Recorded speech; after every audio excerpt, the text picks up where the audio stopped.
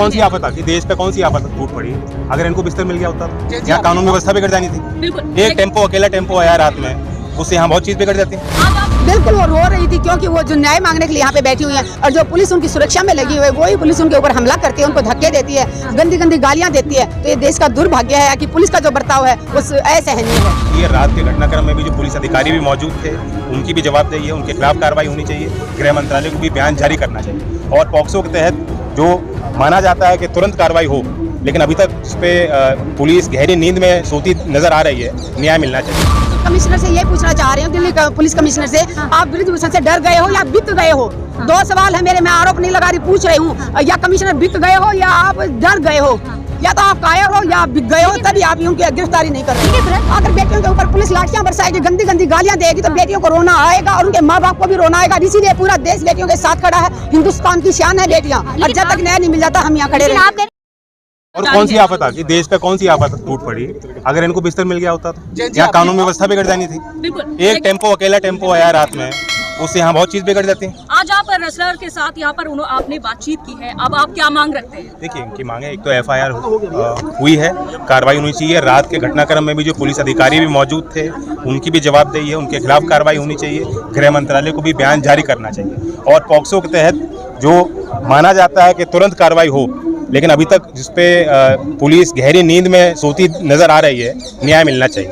Supreme court में भी आज सुनवाई हुई बिल्कुल उसका इंतजार कर रहे हैं। पहलवानों को पूरी उम्मीद है। आपकी पहलवानों से बात हुई, क्या कहना है पहलवानों का? क्या कहेंगे, बहुत दुखी हैं।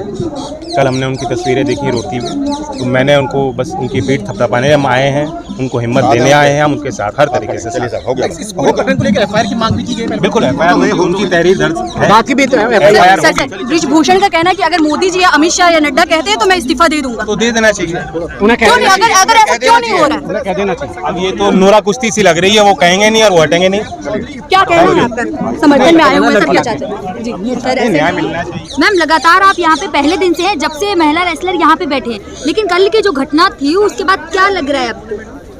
देखिए, कल की घटना बहुत ही शर्मनाक घटना थी और पुलिस का जो व्यवहार था वो बिल्कुल वो दुर्भाग्यपूर्ण है।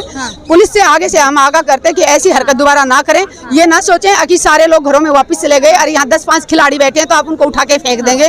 जब तक ब्रिजभूषण को सजा नहीं हो जाती खिलाड़ी यहाँ डटे रहेंगे। कल की तस्वीरें आपने भी देखी, हमने भी देखी, यहाँ पे जो तीनों बेटियां थी आंखों में आंसू भरे हुए थे।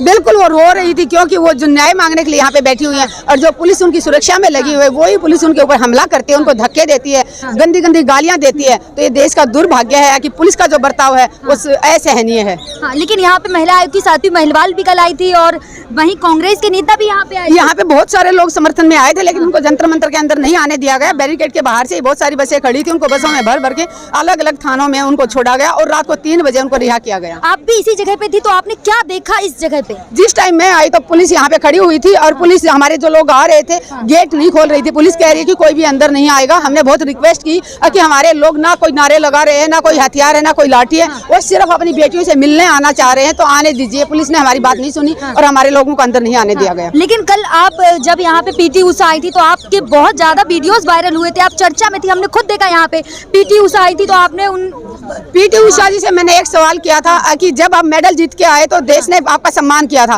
लेकिन आपने 2-3 दिन पहले जो बयान दिया उससे आपने मातृ शक्ति का अपमान किया है। मैं उनसे पूछना चाहती थी कि आप महिला होते हुए भी महिलाओं का अपमान कैसे कर सकते हैं, इसका जवाब चाहिए था। लेकिन उन्होंने बिना जवाब दिए यहाँ से वो भाग गई। लेकिन क्या लग रहा है आपको, जब उसके बाद पीटी उषा से जो 1 घंटे की बात हुई थी पीटी उषा से, क्या निकल के आया? उन्होंने सिर्फ ये कहा कि मैं खिलाड़ियों के साथ हूँ। हाँ। लेकिन हमें लगता नहीं है, हमें लगता कहीं ना कहीं वो सरकार ने बिचौलिया बना के भेजी थी। आज की जो घटना थी उससे क्या नजर आ रहा है, क्या दिल्ली पुलिस की क्या कहीं ना कहीं ये साजिश थी इनको खिलाड़ियों से यहाँ से हटाने की। लेकिन दिल्ली सरकार से मैं दिल्ली से कमिश्नर से कहना चाहूंगी, जब तक आप आरोपी को गिरफ्तार नहीं करेंगे खिलाड़ी यहाँ। आपने साजिश की बात की, क्या लग रहा है किसकी साजिश हो सकती है जो आपने बात की? ब्रिजभूषण ने दबाव डाला होगा दिल्ली पुलिस में, तो दिल्ली पुलिस उनके इशारे पे नाच रही है। कमिश्नर से मैं पूछना चाहती हूँ, आप कमिश्नर से यही पूछना चाह रही हूँ, दिल्ली पुलिस कमिश्नर से, आप ब्रिजभूषण से डर गए हो या बिक गए हो? दो सवाल है मेरे, मैं आरोप नहीं लगा रही, पूछ रही हूँ। या कमिश्नर बिक गए हो या आप डर गए हो, या तो आप कायर हो या आप बिक गए हो, तभी आप उनकी गिरफ्तारी नहीं कर रहे। लेकिन ब्रजभूषण जी तो लगातार मीडिया को बाइट दे रहे, कह रहे हैं अगर मोदी जी और अमित शाह जी कहते तो मैं अभी इस्तीफा दे दूंगा। तो इससे साफ जाहिर होता है कि कहीं ना कहीं प्रधानमंत्री जी के शरण में उनका आशीर्वाद मिला हुआ है, इसीलिए वो बैठे हुए हैं। लेकिन जहाँ बेटियां जंतर मंतर पे, वहीं कर्नाटक चुनाव में अब हनुमान जी पे बजरंग बली पे अब जंग छिड़ गई है। उसके ऊपर मैं बात नहीं करना चाहूंगी। जो भी भगवान है वो हमारे दिल में है।